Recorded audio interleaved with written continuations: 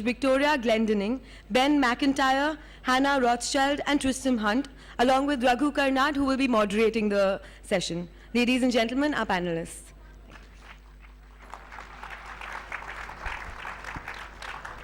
Hello everyone, and welcome to an hour in which we will be discussing the very distinguished and I think especially British art, which is the art of writing biographies.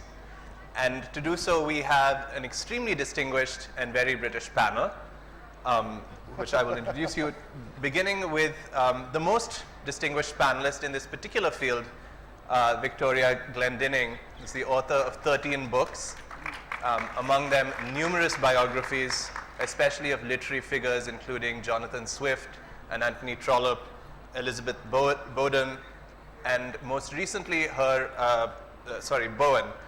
Her most recent biography is of Raffles, the early imperial adventurer, ethnologist, and eventual founder of the city of Singapore. The book is called Raffles and the Golden Opportunity. Tristram Hunt is a historian and a lecturer at the University of London and a Labour MP. And his book is, his recent biography is called Marx's General in the Indian edition. It's about a bon vivant, a textile magnate, and fox hunter, and a very sort of the unlikely personality who became the co-author of the Communist Manifesto, and that of course is Friedrich Engels. On my left is Hannah Rothschild, a filmmaker, a patron of the arts in the UK, the author most recently of the novel The Improbability of Love, and also the author of a biography of her great aunt, Pannonica Rothschild, a woman who had the most extraordinary life, which involved breaking out of the gilded cage of great wealth and privilege in the United Kingdom and moving to Harlem. That's cutting the story a little bit short, but eventually moving to Harlem to become one of the great supporters and muses of a generation of jazz musicians in the 1950s.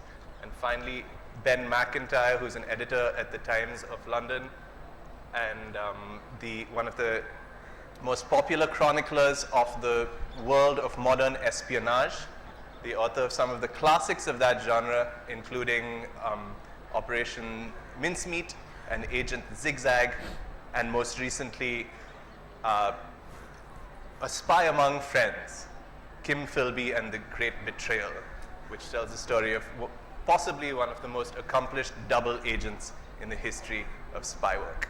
So, I would love to begin by asking you all to say a little bit about the most recent biographies that you've just written, and what it was that drew you to those particular figures, and to really bring in what connected you to them. Let me ask you to also share with us a moment from those lives, from the biographies, that was for you, as you wrote it, a particularly moving one in which you shared the pain or the joy of your subject.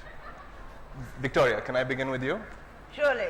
Well, as Raghu said, I had mostly written about writers, the lives of writers, and mostly written about women. As far as men and women are concerned, writing, if you're a woman writing about a man or vice versa, for a long time I didn't dare to write about a man, simply because I didn't know if I was, say, in your skin, a man's skin, for 2 minutes, I would say, oh, actually, it's exactly the same, only with a few different bits. Or whether I would say, my God, it's that different. And yet then I grew up a bit and realized that in fact it's a continuum anyway and it doesn't really matter.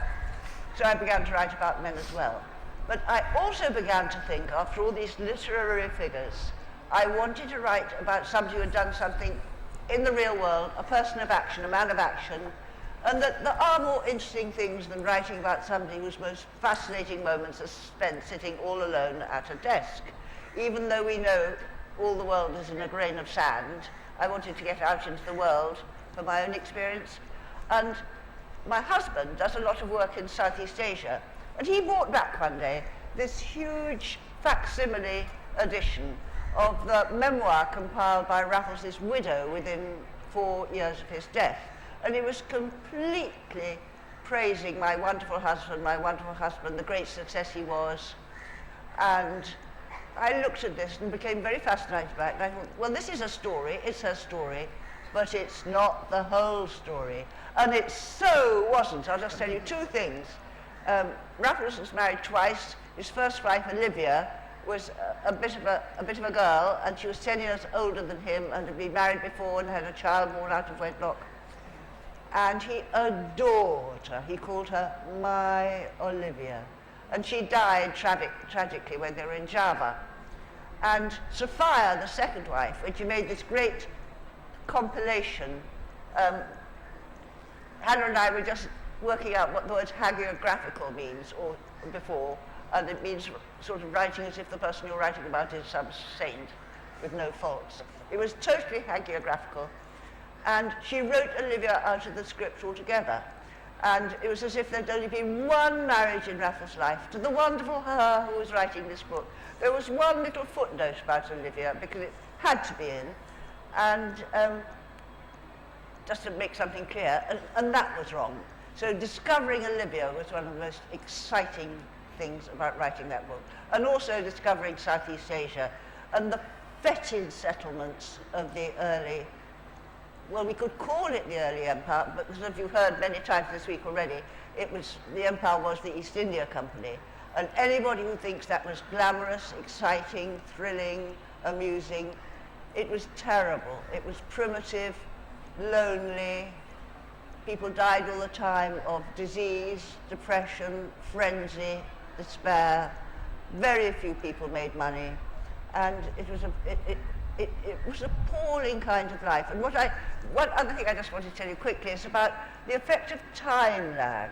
For example, it took 10 months, could do, for a ship to arrive from the East India Company in London, giving instructions to Raffles in his role as a colonial administrator, either to do or not to do something.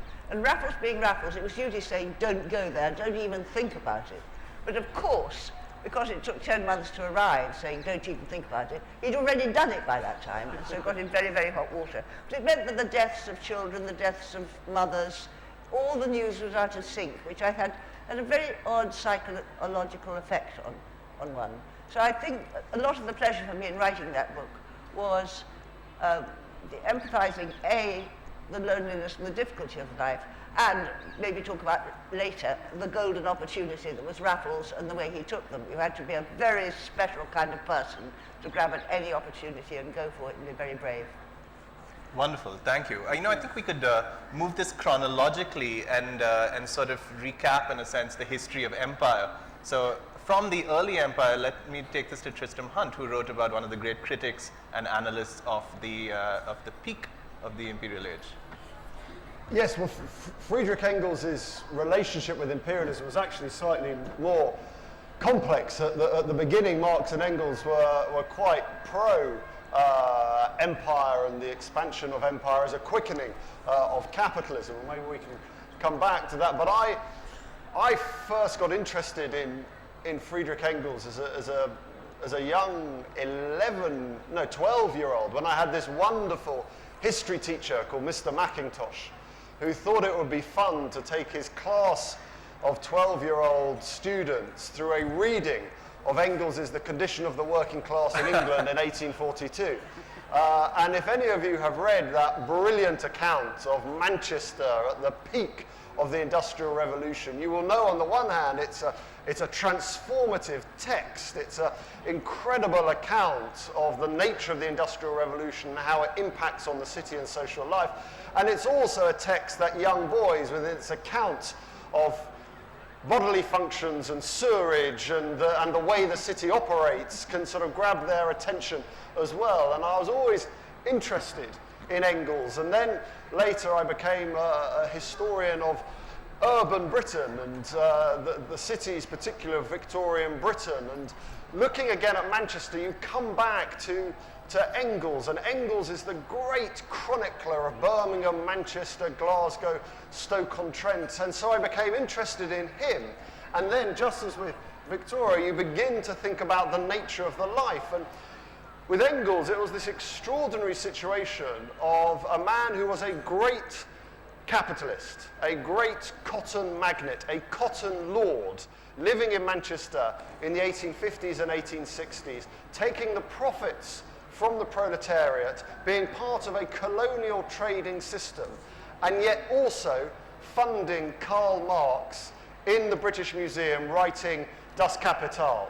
And this tension between Engels' life and Marx's product, the nature of the relationship between these two men who loved each other.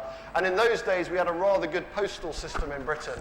So you could have 3 letters going back and forth between London and Manchester a day, chronicling not only the state of Victorian Britain, but the nature of their relationship. And all of this just got me passionately interested in the man. And I felt, I think, that the history of Karl Marx had always overshadowed the history of Friedrich Engels.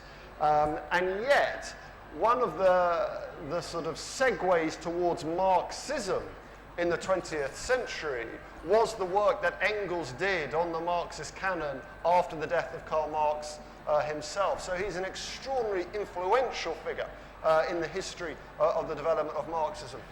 Can I read very briefly the passage at the beginning of...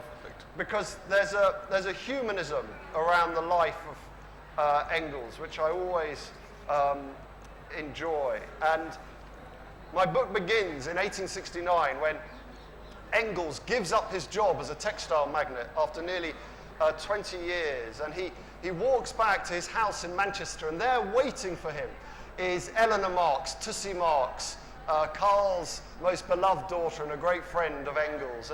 And she writes to Karl, "I was with Engels when he reached the end of his forced labor in the cotton industry, and I saw what he must have gone through all those years. I shall never forget the triumph with which he exclaimed, 'For the last time,' as he put on his boots in the morning to go to his office. A few hours later, we were standing at the gate waiting for him. We saw him coming over the little field opposite the house where he lived. He was swinging his stick in the air and singing, his face beaming. Then we set the table for a celebration and drank champagne and were happy." Perfect. Thank you very much. So on that note and that observation that wealth can be a burden as well as a privilege, let me hand this over to Hannah Rothschild. Please do tell us about the glamorous and flamboyant life of someone who's struggled to move away from that kind of life. So I got interested in my great-aunt Pannonica first because nothing was known about her. So she was a footnote in our family tree, and but there were various rumors about her that started coming through. So I heard that she was a spy during the war, that she flew Lancaster bombers, that Charlie Parker, the great jazz musician, died in her arms, that she lived with Thelonious Monk in New York. And all this stuff was kind of tantalizing, not least because women in my family for a long time were only supposed to be mothers and wives. So the first opportunity I had to go to New York, I rang her up. And by this point, she was about 74, and I was 21. And I expected her to be rather like my other elderly female relations, which frankly was quite terrifying. So I rang her, I said, very nervously, I said, "I'm your great niece, Hannah." And there was an unbelievable pause. And then she said, "Wild." And I thought that was quite a good first intro. And then I said, "Can I meet you?" And she said, "Yes, and meet me at a club." And she gave me the cross street in New York. It's down in Alphabet City. Meet me there. And I said, "What number is it?" And she said, "I don't know." So then I said, "Well, how will I find you?" She said, "Just look out for the Bentley." And then she hung up. So I went downtown, and there indeed was a very badly parked, very beautiful convertible Bentley. And in the back were 2 people who were so drunk that their heads had kind of fallen over the edge. And so I went there, and I knocked on a door, and the door opened, and I said, "I'm looking for Nika." And the man said, "No one of that name here." And I said, "The Baroness, why didn't you say so?" And he opens the door, and I go down into this club, and there is a woman sitting next to the stage with a kind of Jean Harlow type haircut. And she's drinking what I assume is tea from a teapot, which is, of course, very English and exactly how you want your great aunt to behave, even though it's in a jazz club. And she pours me out a cup of tea, which I knock back, and it's whiskey. My head explodes. And then I say, "There's, by the way, great aunt, not great aunt Nika. Nika, you know, there are 2 drunks in your car. She says, fantastic, that means no one will steal it. Anyway, so, you know, I was hooked. Unlike, you know, the people that Tristram and Victoria have spoken about, you know, she lived really in the shadow of other people, and she was a facilitator. She was a person who helped other people achieve dignity and sometimes food, and she drove them to clubs. So she was a great patron of the jazz era. She was the Peggy Guggenheim of that era. And I got to know her not very well. I did actually only go to her house once. And you might say, how odd only to go to her house once when I was already quite obsessed. But if I tell you that she lived with 305 stray cats, which in a very small house, 3 rooms, which were allowed open access all areas, you'll understand perhaps why I decided only to go once. And I only ever met her in jazz clubs. So that's the opening of my story. And your heart will go out to Thelonious Monk, who had to spend his... By the way, who hated cats. Who hated cats. But lived with her for 10 years, so, you know, now it's curiouser. Ben, why don't you close off the imperial age for us? Well, with one of the the great anti-imperialist of our time, although he was a fairly champagne communist. Kim Philby is an interesting subject. I mean, as others will agree, you end up in a very close relationship with your biographical subject, but I remain intensely ambivalent about mine. I think Kim Philby was a man of extraordinary charm, great talents, but at the same time morally repugnant. And it's quite interesting to live that long with someone that you have very intensely divided feelings about. I came to the subject of Kim Philby, and here's a big name drop coming, through the greatest living spy writer, John Le Carre, who is someone that I know. And I was talking with him one day, and I said, what is the greatest untold spy story of the Cold War? He knew exactly what I was doing. I was looking for a new book, and he said, it's the relationship between Kim Philby and his closest friend, a man called Nicholas Elliot, who most people have never heard of. I mean, Philby is normally written about as a purely ideological or a political figure, and it's quite well-tilled ground, the Philby story. But his relationship with Nicholas Elliot is a very remarkable story, because the 2 of them came from almost identical socioeconomic backgrounds. They were both creatures of the upper middle class, public school educated, Oxford and Cambridge. They were almost identical figures, really.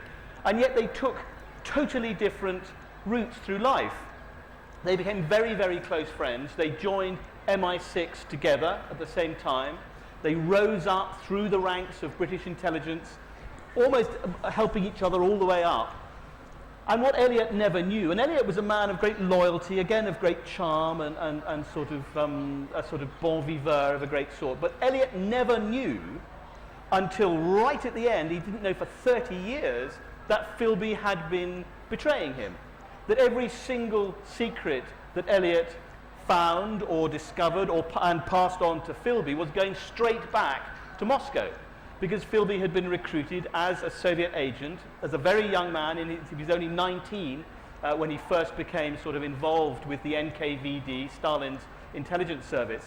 And so it became the story really less of a sort of single spy than of a very intimate betrayal between 2 very close friends, or who appeared to be very close friends, and also a story of a sort of very English male sort of friendship that was based in large part on cricket, alcohol, and sort of off-colour jokes of the sort that we wouldn't find very funny now about the actress and the bishop. They kind of had that kind of odd, very odd, but very specific to its time relationship. And you asked Raghu about a moment that sort of touched me in this story, and I'll just give you 2 very quickly. One was a memo that Kim Philby wrote for his Russian handler in Moscow in 1943. By this point, he'd been a close friend of Nicholas Elliot for a long time, for 5 years. As I say, they were both in MI6 counterintelligence. They knew each other very well. But this report that he handed over to his secretly in a park in North London was a detailed description of what Nicholas Elliot did. Top secret stuff. And it's also amazingly brutally rude about Nicholas Elliot. It describes him as pig-like and ugly and not very clever.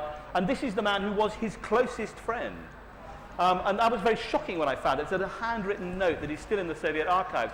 And the second one, which I'll do very briefly, was an operation called Operation Valuable, very, very much a misnomer, which was the attempt to infiltrate anti-communist rebels into Albania in the 1950s. And it was a huge CIA MI6 operation. And dozens of Albanian exiles were parachuted or shipped secretly into Albania to basically to undermine the communist regime in Albania. And they were all caught. And they were all tortured and they were all executed. And their families. I mean, the death toll runs into hundreds, certainly, possibly thousands. And the person singly responsible for doing that was Kim Philby, because he was actually setting up Operation Valuable. So with one hand, he was creating this top-secret operation, and with the other hand, he was unpicking it and sending these people knowingly to their deaths. And he did it with an insouciance that is truly chilling. So that's a kind of very brief hit on the Kim Philby story, which is, to me, a story much more of psychology and sort of personal loyalty, really, than it is a story about ideology.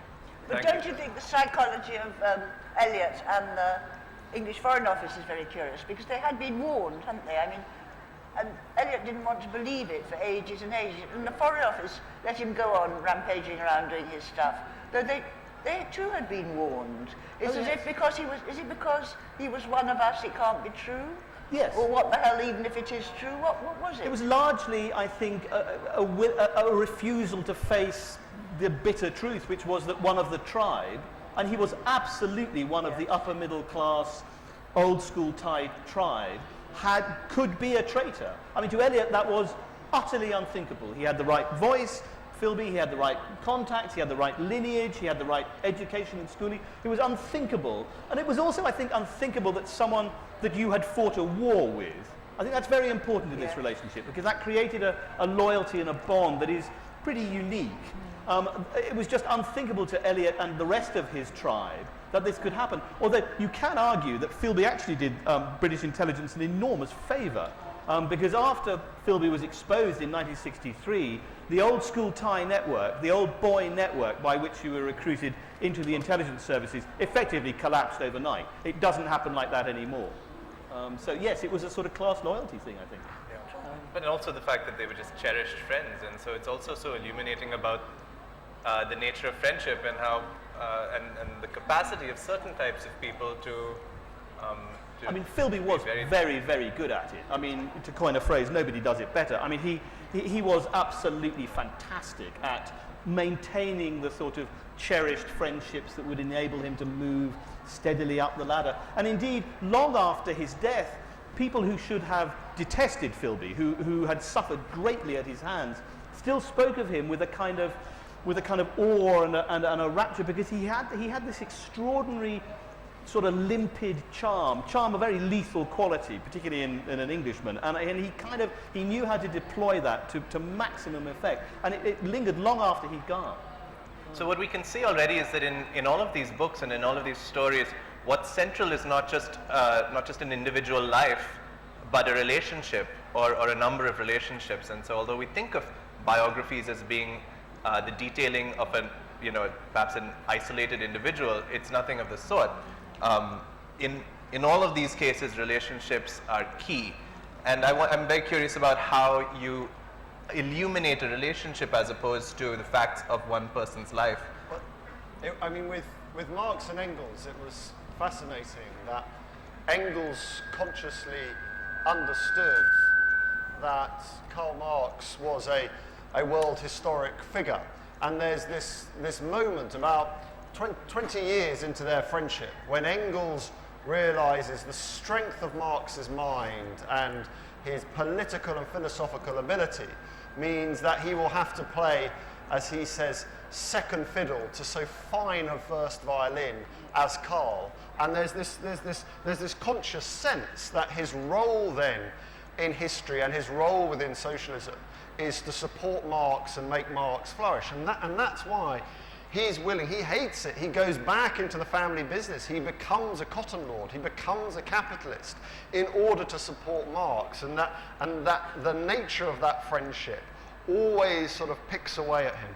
And it goes a little further than that as well. In the course of things, he even adopts a child and accepts the paternity of a child that was Marx, whom Marx was actually the father of in order to spare him that embarrassment. No, it's a phenomenal act that Marx has a child with his maid, and Engels takes on effectively the paternity of it, again, to look after the socialist revolution, because if Marx and Engels' enemies knew that Marx had a child out of wedlock with a domestic worker, this would do incredible damage, they thought, to their cause. So Engels takes it on. And then what's even worse is Engels is rather criticized by not looking after this son more and not loving this son more. And only on his deathbed does he reveal that actually it wasn't his son, it was Karl's. So, and as you mentioned, for the purposes of your book, there was all of this correspondence that was moving between them all the time. To understand the life of Raffles, Victoria, you could mainly, an important source was a memoir written by his wife. The memoir was important, but as a kind of counter-importance, if you like. I just wanted to say one thing about the relationships that you were talking about, which of course is the core of many very good biographies. What is much more hard to do if you want to make the circle bigger and show the society, what happened to the friends who weren't successful. And what I had wanted to do with Raffles and couldn't was to make a palimpsest, a kind of tapestry of that whole early colonial society, because he had so many friends who were unfortunate and went bankrupt, and he had so many contacts that were deeply interesting, and I knew I did far too much research, as one does. But in fact, the publisher said, you see, one is ruled not only by oneself, but by one's publisher. The publisher said, I don't want all these people, I only want Raffles. So at a month's notice, I had to take, wait for it, 50,000 words out of my book, which was really, really, really hard to do, I do think. But I think I think there is a point that is the strong central relationships that do keep a biography together, and letters, yes. And I was fortunate because family letters, which had been in private hands, went into the British Library very shortly after I began my research, and nobody had ever looked at those before. And then, of course, those East India Company guys wrote all the time. Raffles' first 10 years was spent as a clerk in India House in London, copying, recopying, dispatches, letters in triplicate. I mean, those poor little clerks working from 8 o'clock in the morning till 8 o'clock at night were like human word processors. And then when he went into office himself and went abroad as an administrator, he wrote those very dispatches at enormous length. That's another thing about that period, is the period of slow. I talked about slow time. Slow, long attention span, long meals, long sermons lasting 2 or 3 hours in church, and these long dispatches, pages and pages of them, which went back to India House, went to the secretary, went to the different departments, went to somebody else, were commented on, were copied, were recopied, and these thousands of words. I think it's William Dalrymple calculated, there's something like 7.5 linear miles of India Office and East India Company papers in the British Library. And now, you know, Twitter, say it in 8 words, 40 words. It's the slowness and the long attention span of then that is so different. And also long journeys, such that the guidelines for people who are going to be traveling to Java suggested that if you were a young man, as many of them were in your teens, that you carry clothes a size too large because you'd grow into them by the time you got there. And people had babies during the voyage, conceived them and had babies during the voyage. So, Hannah, let me ask you, because the story or the key relationships here, and there are, of course, many relationships in the course of Nika Rothschild's life, but the crucial one is one with music, but also the maker of that music, who's the Thelonious Monk. It's much closer to the present, and therefore you didn't approach it through letters or really through documents. No, I mean, the story, I spent 20 years making documentaries, and I was just thinking about something Victoria said, actually, which was that, in a way, you've got to it's rather like casting. It's like casting a feature film, you know, or indeed it's like thinking of a novel when you're making a biography. You've got to think who your central character is and who the people around them are, and if those relationships will help you show rather than tell. if you know what I mean. Because it's too boring just to have, you know, then he said. What you need to do, something that you're incredibly good at actually, is to kind of bring people alive through these strange relationships. So when I came to write about Nika, I mean, I made a mistake in some ways because I thought, and I don't want in any way to put her down, but I thought she was a strong enough character to carry a book. But actually she wasn't quite, because so much of her life was lived you know, in the shadow of somebody else. So she grew up in the shadow of this famous family and rather overshadowed by everybody in it. And then she went into the jazz world, and then she went to the war, and she was very, very brave in the war, but nevertheless she wasn't the bravest, she wasn't the best spy, she wasn't the most daring bomber. She was somebody in the shadows. And then after that she goes to New York, and she lives slightly in the shadow of all these people, particularly Thelonious Monk. And when I was writing this book, you know, Thelonious Monk kept taking over, because actually, you know, he is one of the greatest geniuses, in my opinion, you know, of music. You know, and he can hold his head up high. She thought he was as good as Bartók and Beethoven. Personally, I'm not quite convinced of that. But so in that case, I think I made a slight mistake as a biographer, because in a way, my main character, my protagonist, was always slightly overlooked. So I was always portraying someone in somebody else's reflection. But I think that's a great good thing that you did, because yes. I think it's so easy to write the life of a very famous person, whereas the lives of anybody is of equal significance in some sense. You know, I might want to write the biography of a Victorian servant in your Manchester, or one of those poor children in those tenements in Manchester, but you couldn't do it because you wouldn't have the first-hand material, only hearsay material. And because people in that walk of life didn't normally write letters. And also, you've got the problem with the publisher as well.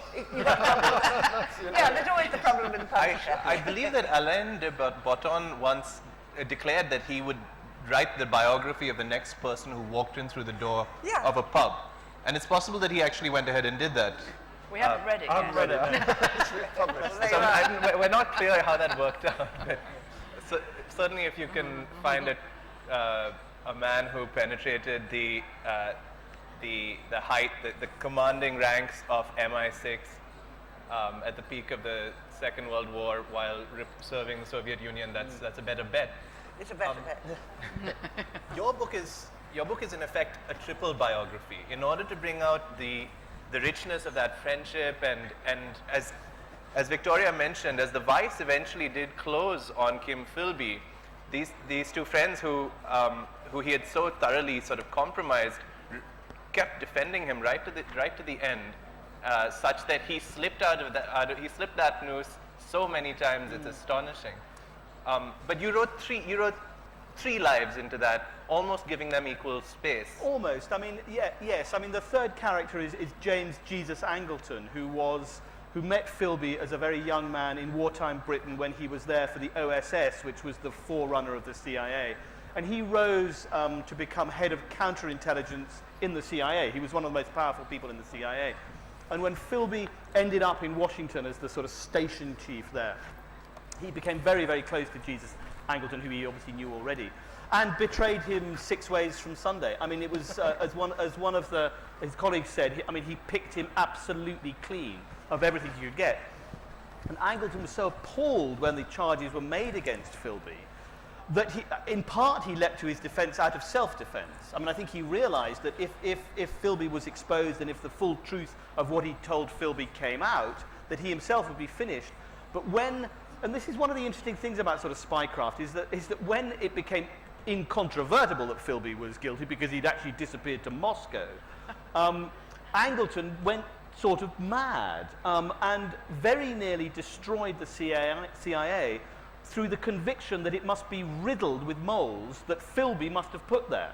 And so he really spent the rest of his life trying to unpick his own organization in the search for moles that actually did exist, but not the ones he was looking for. And indeed, he did such damage to the CIA that some people believe that he himself must have been a Soviet agent. Otherwise, why would he have inflicted such chronic effect on his own organization? So Philby's tendrils still run through the intelligence establishment now. I mean, his betrayal and his treachery were so comprehensive and so effective that even today, a certain sort of MI6 man, if you mention the name, will go fairly pale, because it's still the fear that somewhere way upstream, to use the jargon, which is what the Soviets were brilliant at. I mean, what they did brilliantly was to work out that if they could recruit young men before they entered the British establishment, they would have them for life. And how important was, you know, a proper conviction in Marxist ideology to his, or did the game become the game? I think the game became the game. I think Philby began as a pure driven ideologue. I think they all did. At 18 at Cambridge, fascism was on the march. Many of us would have been communists at that point. I think we would have thought it was the only way to stop the ghastly march of the right in. So I think, to begin with, I think it was a pure driven political adherence. As time went on, Philby became addicted to the drug, I think, of infidelity in all aspects of his life. I mean, he was one of those Englishmen who loved to know a little bit more than the person sitting next to him in the bus. And his was a kind of ruthless exercise of private power, really. That was, I think, what Philby really enjoyed. Can I ask you a question? I want to know what it does to you, in fact, to the other biographers, spending so much time, in your case, amongst spies. I mean, do you start seeing, you know, everybody is duplicitous? You know, absolutely. I have no faith in anyone anymore. I'm constantly thinking I'm being watched here. It's unfortunate, you know, Ben's other jobs as a journalist, so these things. Well, that's the perfect segue to my next perfect cover. It also relates to something you said earlier about how when you're writing a biography, this is a relationship in your life that lasts for years. You spend all this time seeking to empathize with someone, looking like over their being shoulder. married to that It's like being married to this person. Only worse. Yeah. And Because you don't get the upside, you mean? You think about it, you know, when I'm peeling the potatoes and I'm doing the garden and I'm not actually working, I'm still thinking about whoever it is all of the time. It's really very strange. And then when you finished it, you know, do you get divorced from your subject, or do they go on spinning around? I think you have to like them as well. I mean, you're going to spend so much time with them that you don't necessarily love them, but you do have to like them and want to spend that time with them and find new layers to them. I think it becomes a non-category question, do you like them? Is the person you're more interested in than anything else in the whole world? I think some people can be horrified by them at the end. Well, yeah. There's a story that Richard Holmes, I don't know if this is just an urban legend, but it goes that Richard Holmes, who is this legendary biographer, after writing the biography of Shelley, would sort of mistakenly sign checks as P.B. Shelley or something like that. But obviously some process of identification does set in. So the question I wanted to ask is, what lessons you might have found through the study of someone else's life that applied to yours, and whether there was a process of self-discovery as well. Hannah, we talked about this a bit in yesterday's session. It was so fascinating. Thank you for that. But I think one of the reasons I wrote this book, and one of the reasons I wanted to find out about my great aunt, was to answer the question is, can we escape from where we come from? So I was obviously born into the same family, and although I wasn't brought up in quite the same surroundings, I mean, I didn't have a woman sleeping at one end of my bed and another at the other end. I didn't have someone drawing my bath. I went to school, had a very good education, etc., etc. So I had many more opportunities, but I still thought maybe I should try and escape from this world, and she had seemed to escape.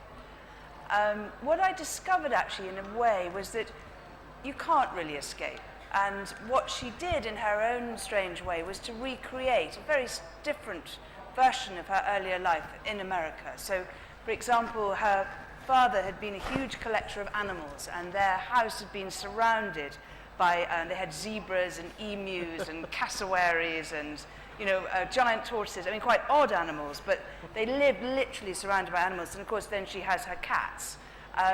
They were great patrons, the Rothschilds, you know, in British cultural life, and she becomes a great patron in American cultural life. I thought she maybe had left her children, but she ends up surrounded by her children. And so in many respects, I think she also thought she could escape, and she couldn't. So what did I learn? I think what I learned was, I became more fond of my family because I traced their history back.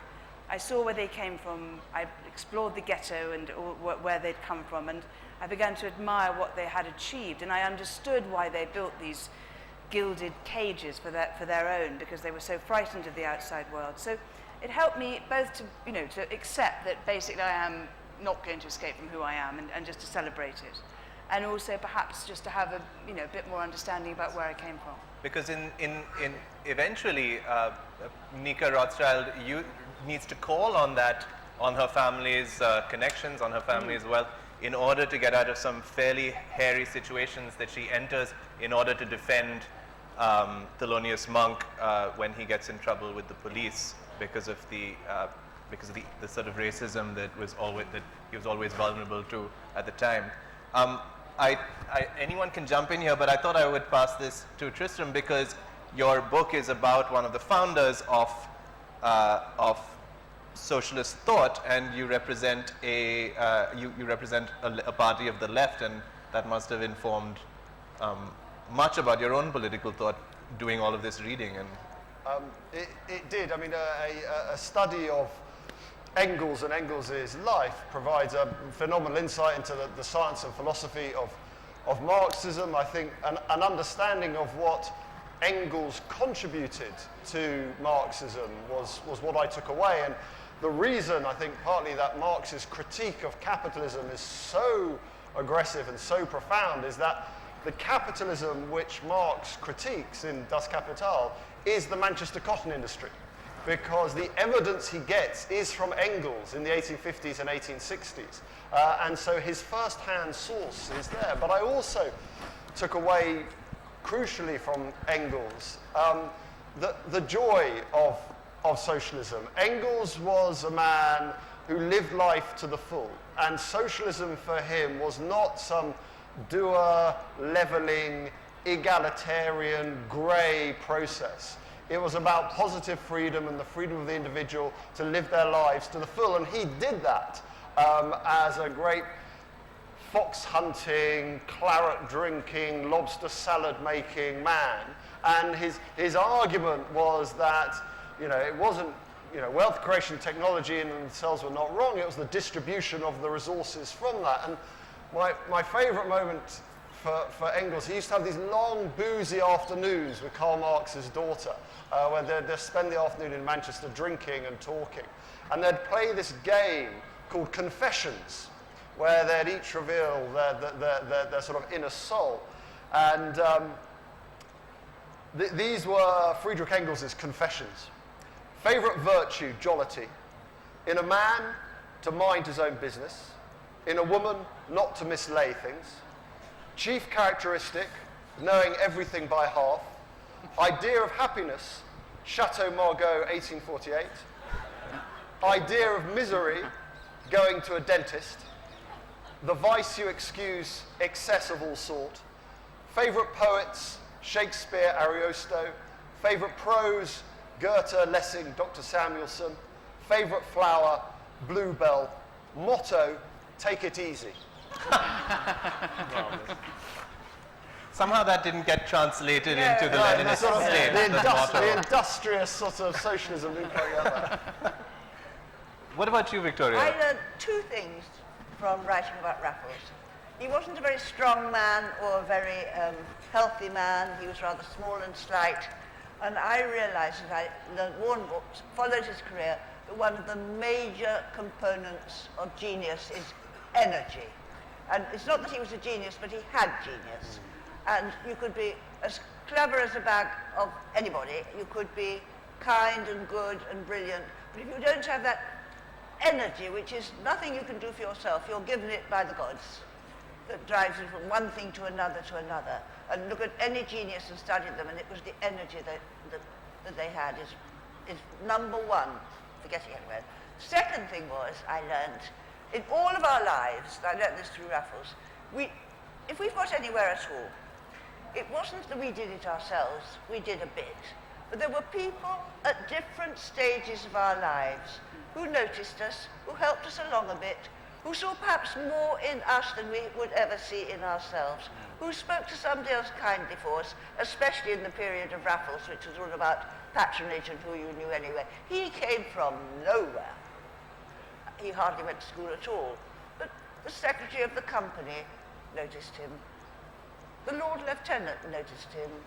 And the other thing was, because of the energy and the added component, he took advantage of those opportunities, ending up with the golden opportunity. It's one thing for somebody to say, you really could put in for that job, or you really should write that book. If in fact you shrink back, you're wasting your opportunity. Take the opportunity, but it's very easy, especially for very successful people, to think they did it all themselves. And in all our lives, there are these precious people who helped us a little bit in it, and it's very good to remember that and say thank you to them. Wonderful. Ben, the greatest practitioner of treason and deceit. Well, I suppose, yes, I suppose if I took something away from Philby, it's probably rather a bleak lesson in a way, which is that, I mean, most people in their lives will experience betrayal of a friend or someone in some form or other.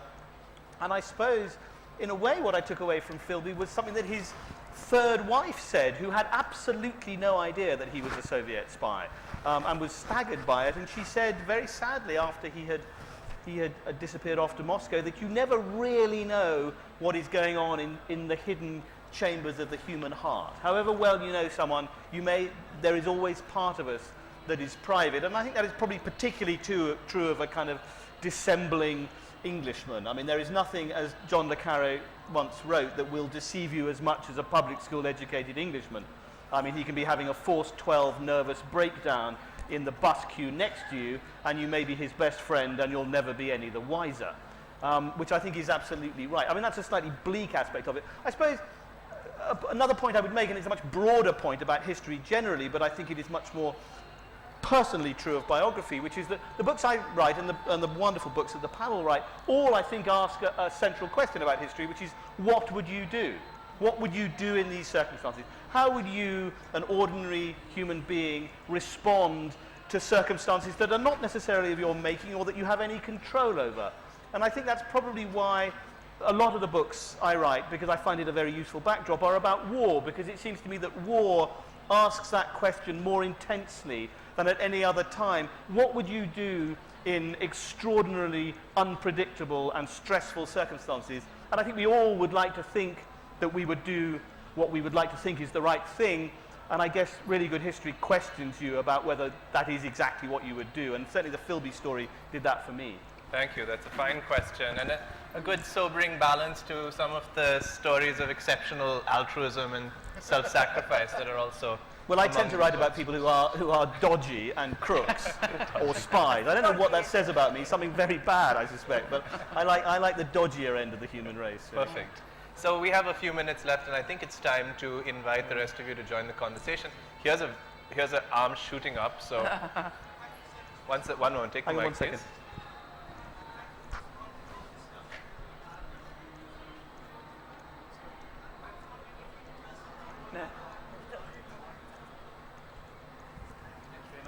I was wondering if you could tell us a little more about the background research. Was it a process of interviews or going to archives? And also the sense of discovery that's come across. Is that the most rewarding thing about writing a biography? I might have a crack at the first bit of that, if I may. And then when you're writing about spies, takes you into a very odd kind of research area, because one element of the research I plumb is extremely unreliable, and the other half is oddly artificially reliable. The unreliable bit is spies themselves. They will tell you what they've done, but on the whole they tend to lie about it. They tend to make up their past. More than any other class of human beings I've ever come across, spies really can't be trusted to tell their own stories at all, although they can be tremendously indiscreet about other people's stories. So that's one element of the source material that I use. And the other one is declassified documents. I mean, there are huge numbers now of British declassified documents. They're coming out every year, more and more stuff about Philby. And they have a very special quality because they are written by and for people who never expect them to be read outside a small circle of people. The people who write MI5 reports and MI6 reports and SOE reports write them to be secret. And so therefore they are honest and true and reliable in a way that most government documents are not. And most government documents are written to produce a particular effect, or to usually to get away with it and to cover up what they've done. The wonderful thing about the secret documents is that they are on the whole true. And so therefore you get a particular rather useful and, in my experience, unique form of resource material. I think that the personal letter is a very dodgy thing. It's a wonderful thing to get a cache of personal letters of, say, a 20th century person, as I have done. But then you have to think, these are the letters that have been kept by chance or intention. And we've all known in the days when we wrote letters, not just emails, screwing things up and saying, I don't want anybody to read that ever again, and a total sort of mental delete button. The things that are being kept, and then also the things that you will never find because they were left out in the rain or in an attic somewhere. So the physical archive, you have to remember, is completely arbitrary. It is not the gospel. The other thing is people's memories are unreliable when you're interviewing. They may know your subject better than you think she did, and therefore they're being protective. They know better, they may know him less well, and they're trying to pretend they knew him really well. And there's a human instinct to put yourself at the middle of every story, so make themselves rather more important in the episode than they were. And also, old people simply misremember. So that's not reliable either. I mean, the amount of reliable evidence you can put on the fingers of one hand, and you have to make a sort of honest pudding of everything you find and get back up wherever you can find it. But it's all arbitrary and all very unreliable. It was unfortunate for me that Karl Marx was unavailable for interview when I was working on.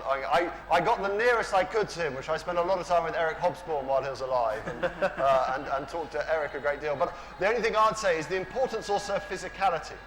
So, you know, Friedrich Engels was based in Barmen in the Wuppertal in Germany. He was based in North London. He was based in Manchester. And having a sense of place and having a sense of space and walking those streets and seeing where they lived and having a sense of the geography of someone's life is very, very important. And so as Engels walked the streets of Manchester to discover about the nature of industrialization and the nature of capitalism, I walked those streets as well. And I think having that sense is really important as a biographer, to put yourself in their shoes. Literally. You have to go to every place, really, where they lived and were. It's no use knowing just the street. You want the number of the house in the street and what they saw from the window. Victoria got to go to Singapore. I went to Salford. Where did you go? I retraced her footsteps exactly as Tristram said. I think that's incredibly important. And we had very few records because my family believed that you should be in the papers twice when you're born and when you die, and that you should destroy all your records on your death. So actually it was incredibly frustrating. I took a tape recorder everywhere I went, and everyone I met who knew her, I recorded them. I said, would you mind, can I talk to you?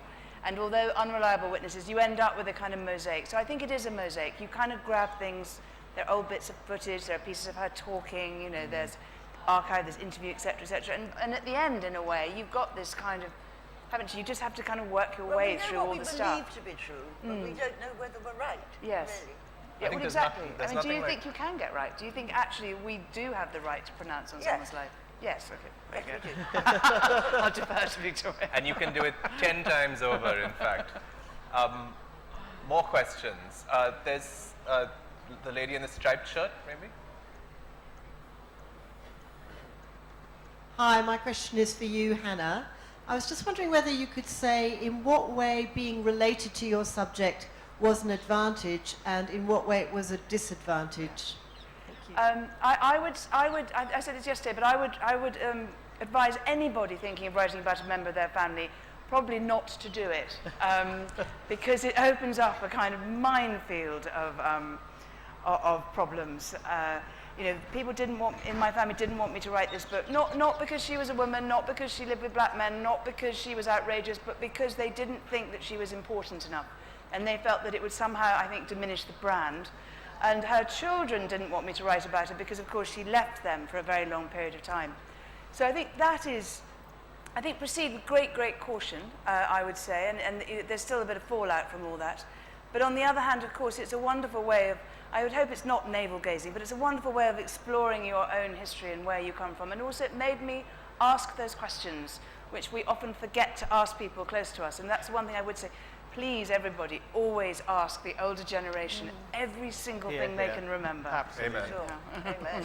Absolutely. I agree to that. This lady in the coat. Would you rather let someone write your biography, or would you prefer to do it yourself, like write an autobiography? Good question. Would you let someone else do your biography? They'd find it very, very difficult. You've destroyed everything, haven't you? Every now and then I've had these huge bonfires of old letters, and I have to tell you that paper is very hard to burn. You think paper is very combustible, but an envelope fully packed with about 8 close-written pages, which somebody wrote to you when you were 22, or you wrote to somebody when you were 22, it burns very, very slowly and very, very hard. So there must be a better way. But no, I think they find it very difficult. I'd have to be well dead anyway. Any of the rest of you? Could you take I can't it? imagine why I or anyone else would ever want to write my own. It's so boring. I mean, he went to the archive and then he wrote. And then he went to Jaipur. And then he went to bed. Then you went to Jaipur, is And I that went to Jaipur. Yeah, there'd be elements of it, but no, I don't think that's ever going to happen. I think I'll be safe from that. What about Tristram? Tristram, you're much more likely. You're a publicist. Future Prime Minister. As a politician, you always want to be in charge of the message. So you always On the want to have, Churchillian dictum. Yeah, exactly.